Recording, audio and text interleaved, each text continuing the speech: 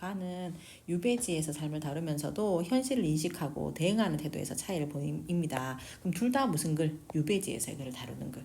가 같은 경우에는 반역 사건에 연루됐대. 가난한 생활상과 자기 처지에 대해서 탄식하고 풀려나기를 바라는 마음이 가에 담겨있다.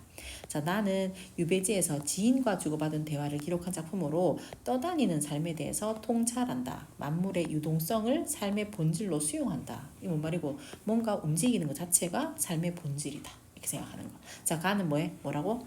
내가 왜 이렇게 힘들게 사는가? 탄식하고 풀려나기를 바라는 마음이 담겨있다. 자, 가본디. 자, 감탄사. 지금 쓸게.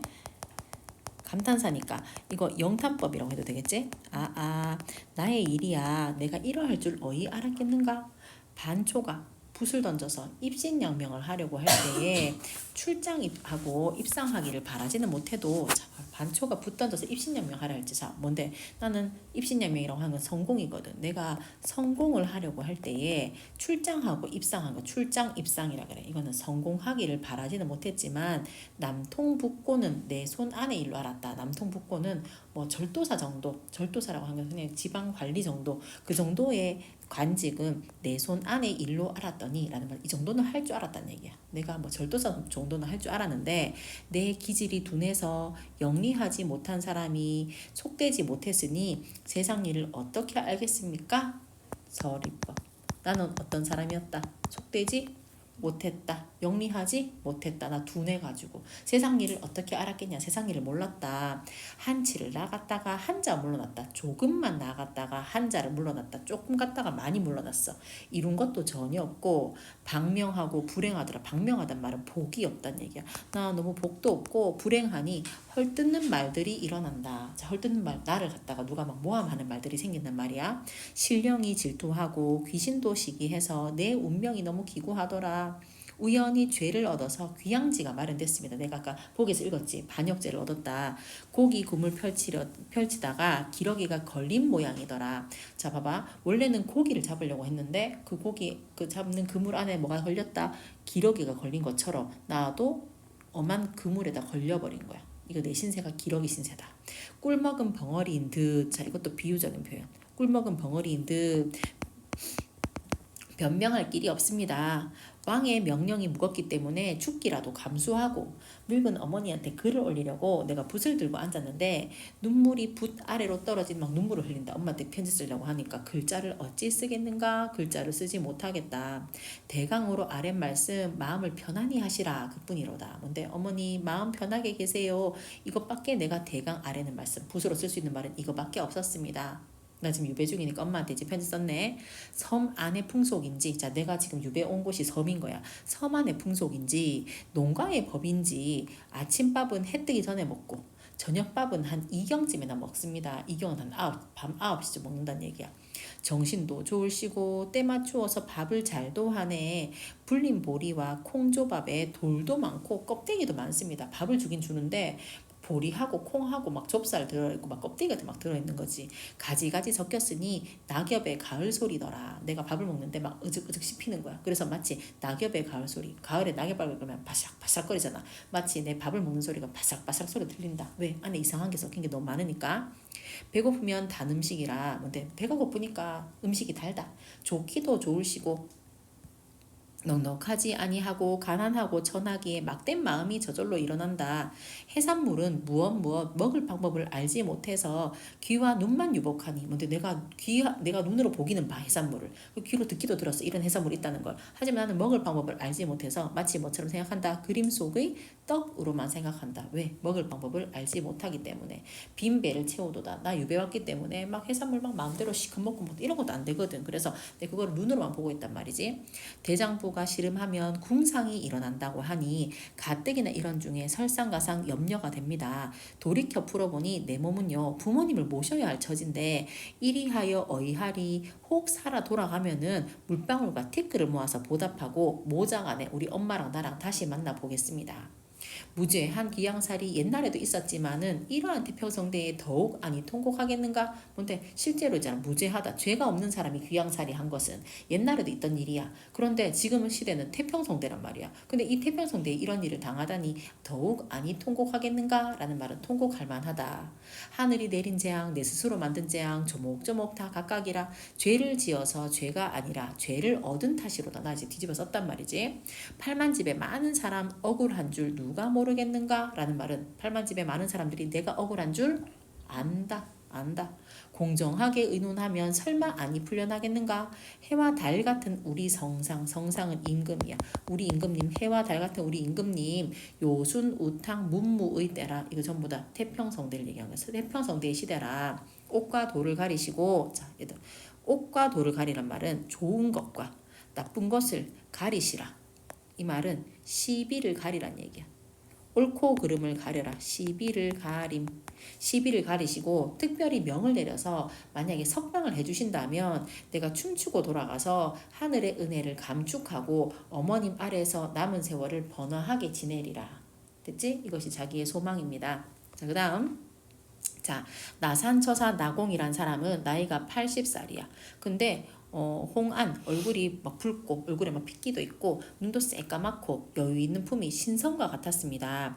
다산에 있는 암자로 나를 찾아와서 이 나공 나산처사가 나한테 말을 하기를 아름답다 이 암자여 꽃과 약초가 있고 샘, 돌, 환하게 있으니 세상 근심 모르는 사람이 사는 곳이로다. 그러나 너는 지금 뭐하러 온 사람이다. 귀향을 온 사람인데 귀향 온 사람인데 누가 여기 나온다. 이제 나는 귀향 온 사람인데 주상께서 사면하여서 환향 다시 돌아가게 할 것 같은데 사면하는 글이 오늘 도착하면 내일로 그대는 이곳에 있지 않게 될 건데 무엇 때문에 꽃을 심고 약초 심고 샘물 끌어들이고 못을 만들고 돌 쌓아서 도랑을 만드는 등 이처럼 구원한 계획을 세우는가? 자, 자기 좀 이상한 거야. 왜냐하면은 이 저 다산 정약용이라는 사람은 지금 귀향을 왔단 말이야. 그럼 귀향지에서는 막 이렇게 꾸밀 필요가 없지. 왜냐하면은 꾸몄다가 내일이라도 만약에 사면하는 글이 도착한다면 얘는 바로 고향으로 다시 원래대로 돌아갈 수 있단 말이지. 근데 굳이 이렇게 왜 이렇게 구원한 계획을 세우는가? 내가 나산 남쪽을 만드는 남쪽에 암자를 세운 것은 한 30년이 다 돼가고 거기에 사당도 모시고 자손을 기르고 있는데 그런데도 그 암자는 거칠게 깎아 끼우고 썩은 밧줄로 얽어맸고 정원을 가꾸지 않고 잡초도 무성하고 수시로 고차스럽게 보수하기만 하고 아침 저녁을 걱정하지 않는다네. 이것은 무슨 이유인가? 왜냐하면 자 봐봐 자기는 있잖아 30년 동안 다 살고 있는 그 집도 가꾸지 않는 거야. 안 가꾼다. 자 누구랑 반대냐면은 나산처사하고 나하고는 완전 반대지. 나는 계속 가꾸는 나산처사는 뭐라고요? 나 오랫동안 있었지만은 가꾸지 않는다. 왜냐하면 우리 삶이 떠다니기 때문이다. 가꾸지 않는 이유. 혹은 동쪽으로 혹은 서쪽으로 혹은 막 저렇게 떠서 다니고 떠서 그치고 떠서 갔다가 다시 돌아오니 그 떠다니는 것이 아직도 그치지 않았네. 계속 떠돌아다닌단 말이야. 그래서 나는 내 호를 뭐라고 쓰냐면은 부부자 뭔데? 부부자 떠다니는 사람 뜨는 사람이란 뜻이야. 떠다니는 사람이라고 내 호를 짓고 이름을 부암 떠있는 집이라고 이름을 지었는데 나도 이와 같은데 하물며 자네는 어떠하랴? 자네의 일은 지금 나한테 의혹이 되네. 근데 나 이해가 잘 안 된다. 나는 떠돌아다니기 때문에 내 이제 이렇게 막 떠돌아다니는 삶이라 어떻게 하는데 뭔가 가꾸지 않는데 너는 곧 떠날 수도 있는데 유배지에서 벗어날 수도 있는데 왜 이렇게 뭐라 하나 집을 가꾸느냐 했더니 내가 이야기합니다. 아, 그 참 좋은 말입니다. 삶이 떠다니는 것은 선생이 이미 알았습니다. 그러나 호수와 늪이 넘치면 부평초의 잎을 도랑에서도 볼 수 있고 이 무슨 말이냐면은 자 호수하고 늪이라는 곳이 있어. 이곳은 이제 물이 멈춰 있는 곳이잖아. 근데 여기 물이 막 넘치면 부평초라는 이파리는 물에 둥둥 떠다니는 풀잎이거든. 얘가 또랑에까지 이렇게 막 흘러나갈 수가 있고 장마가 되면은 나무 인형도 물을 따라서 흘러가게 되니 이것은 모든 사람이 아는 바고 선생께서도 스스로 비유하신 바 너도 너 스스로를 뭐라 그랬지?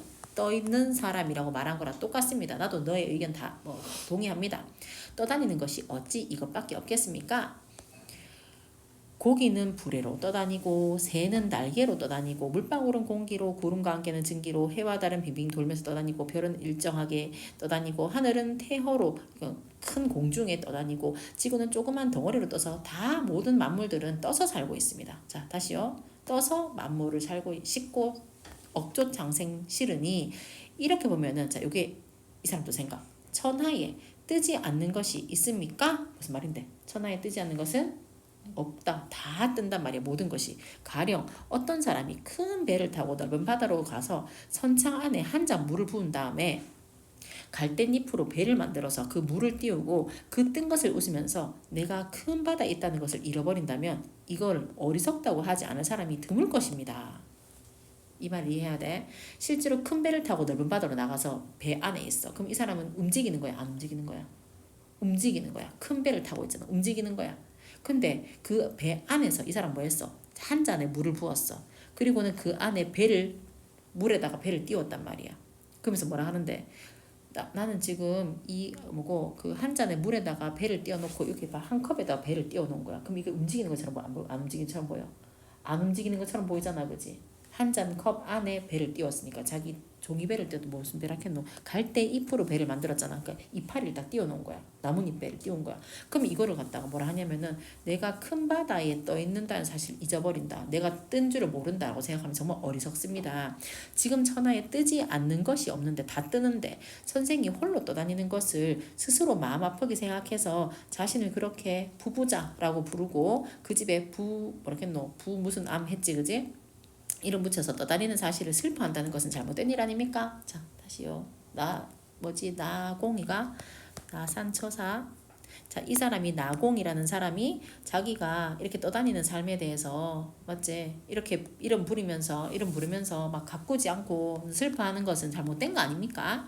저 꽃, 약초, 샘물, 괴석 이런 것들은 다 나랑 같이 떠다니는 것입니다. 떠다니다가 서로 만나면 기뻐하고 떠다니다가 서로 헤어지면 씻은 듯이 잊어버리면 그만인데 떠다니는 것이 뭐가 불가한 일입니까? 떠다닐 수도 있단 말이지. 떠다니는 것은 조금 더 슬픈 것이 아닙니다. 자, 그럼 다시요. 떠다니는 것은 슬픈 것이다 라고 말한 사람은 나공이야. 근데 나는 뭐라고? 야, 떠다니는 거 슬픈 거 아닙니다. 모든 게 다 떠다니는데 뭐. 어부는 떠다니면서 먹을 거 얻고 상이 떠다니면서 이익 취하고 법녀는 강호에 떠서 화를 멀리하였고 서불이라는 사람은 떠다녀서 나라를 열었고 자 서불 누군지 알지? 진시황 심부름했던 사람. 자, 그 사람은 결국에 일본을 만들었고 장지와는 떴기 때문에 즐거움이 있었고 예원지는 떴기 때문에 안락하였으니 하면서 자 이런 사람들의 쭉 예를 들었어. 누군지 몰라도 다 뭐였던 사람? 다 떠다닌 사람. 떠다니는 것을 어찌 소홀히 여기겠습니까? 소홀히 여기지 않아도 되겠습니다. 그러므로 공자 같은 성인도 역시 뜨는 것에 뜻을 두었던 것이니 떠다니는 것은 정말로 훌륭한 것 아닙니까? 물에 뜨는 것도 오히려 그런데 땅에 떠다니는 사람이 어찌 스스로 마음 아프게 생각합니까? 라고 하였습니다. 자, 그러면 정약용이라는 사람은 떠다니는 것은 나쁜 것이 아니다. 그것은 훌륭한 것이다 라고 생각하고 나산처사는 뭐라고요? 나 떠다니기 때문에 조금 슬프다.